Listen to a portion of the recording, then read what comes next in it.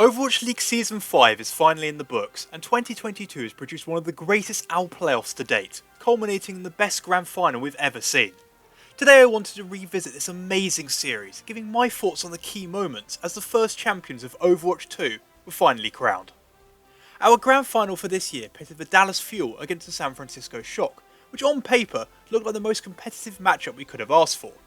Dallas were outstanding in the upper bracket, with dominant and convincing wins over the Spark, Dynasty and then Outlaws, with most people pegging them as favourites to win their first Overwatch League title. Their opponents, however, had to do it the hard way. Just like in 2019, the Shock suffered a major early upset defeat in their first match against the Outlaws, to knock them down to the lower bracket. But this is why double elimination works so well for Overwatch esports, as San Francisco picked themselves back up and channeling their 2019 championship run went on an absolute lower bracket tear. On this run, they beat all of the champions from the 2022 tournaments with relative ease, with victories over the Dragons, Gladiators and Dynasty, before starting the final day of competition with a quick revenge win over Houston to book their spot in the final against the Fuel. There's a reason the Shock are two-time Overwatch League champions. All the storylines were coalescing at this point.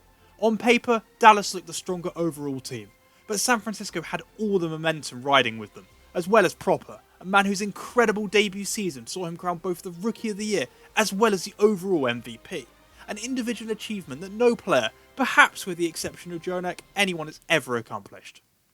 Map 1 was control on Lijiang Tower, and although things started out quite evenly, Fearless and Edison took the initiative to lead Dallas to the map win. And this continued into King's Row, where Fearless continued to ravage the Shock backline, creating space for Edison to pop off on the Sojourn. You could see he was really feeling himself in the battle against Proper, and with a headshot onto Violet, the Fuel had held San Francisco to before the second checkpoint. After capturing the first point in reply on their own attack, it almost felt inevitable, but Dallas would continue to push their way forward, win the map and take a 2-0 lead in the series. But this is where Proper began to demonstrate why he was named MVP. With the Fuel approaching the target distance, his Sojourn's railgun zapped all the energy out of his opponent's momentum, finding the first pick in most fights, and even getting the pivotal early kill in the crucial penultimate teamfight, where Dallas had an initial ultimate advantage. Before we knew it, the Fuel's attack had completely fallen apart, and the Shock had levelled the series at 1-1.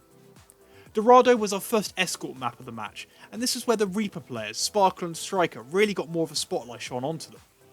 Up until this point, most of the attention had rightly been on the two Sojourn carries in Edison and Proper, but on Dorado the feast or famine of Reaper ultimates really started to play a major role in winning teamfights, and in this regard seemed to swing back and forth between the pair. As we approached the final fights, however, Striker continued to put the pressure on Dallas, and in the crucial final fight, Sparkle was killed by Proper just as he used his Death Blossom to shut down any chance the Fuel had of winning the fight, and for the first time this series, putting San Francisco in the lead 2-1. We now went to Esperanza, which looked to be a pivotal map for this grand final. The Fuel could level up the match with the victory, but if the Shock won, they would be in a commanding position at 3-1. A lot was at stake, and you could really see that expressed in the play by both sides on this push map, with most fights devolving quite quickly into scrappy affairs that constantly swung both ways. Proper and Edison continued to trade major headshot blows on Sojourn. Mikey and Fearless kept the pressure on the support lines with their Winstons, while Striker and Sparkle tried to clean up the engagements on their Reapers. Although they weren't the major focal points of this series, the support still had really important roles to play, making sure they used their ults at the right time, whilst also ensuring that their front lines remained healed, all the while constantly under the threat of the diving Winstons and the long-range deadly snipes from the Sojourns. As the minutes passed, it was Dallas who held the slight lead, but the Shock were coming back at them for the final teamfight, crucially with a major ult advantage to their name. However, despite aggressively using their ults to start the fight, they only managed a solitary pick onto Chio, and this gave Fielder just enough time to earn his Kitsune rush, which swung the fight back into the Fuel's favour, before Sparkle levelled the series with a concluding Blossom that won his side the map. You could feel the tension in the air, and with the final tied up at 2-2, this match was already probably the most competitive grand final we'd ever seen in Overwatch League up to this point. For San Francisco, the game plan was evident: create space to allow Proper to deliver, and this was certainly true as the teams went to map 5, which was the control map Oasis. Round 1 was just edged out by Dallas, but then the Shock took over with two unanswered back-to-back 100-0 rounds to win the map and put them at match point. Was this to be the potential knockout blow? Not for the Fuel. They brought us to Route 66 for map 6, and were exemplary on both defence and then attack. For Dallas, the game plan was now clear: by any means shut down Proper, and once again it was Fearless and Edison who led the charge.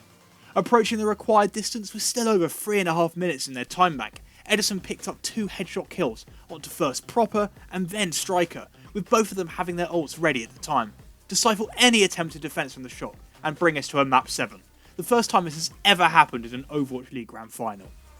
The decider would be on Colosseo, and for the first 2.5 minutes you could see neither side wanted to make the first mistake that would give their opponents the potential match-winning momentum.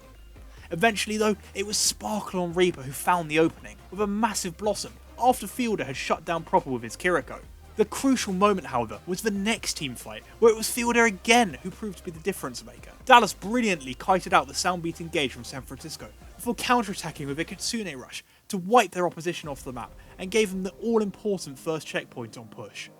Their backs now against the wall, the Shock eventually grabbed control of the bot for themselves, but in their own attempts to reach the first checkpoint, were shut down by Edison ulting on Sojourn.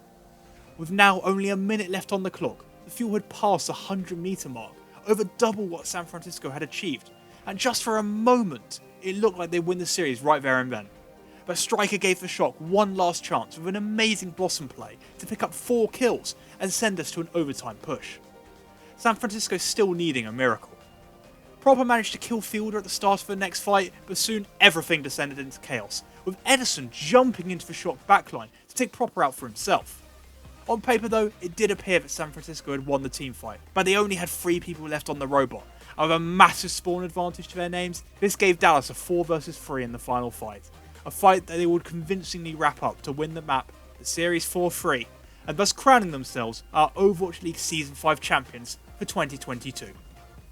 It had been a brilliant series, watched by almost 400,000 people, the league's largest Western viewership in quite some time, and providing us with the perfect end to a brilliant Overwatch League season, an amazing advert for Overwatch 2 esports. For anyone who has followed the scene for quite some time, the Dallas Fuel triumph also felt symbolic for a couple of other reasons as well. Firstly, there's Fearless, a former member of the 0-40 Shanghai Dragons, who had experienced the ultimate comeback to win it all, even picking up the finals MVP for himself.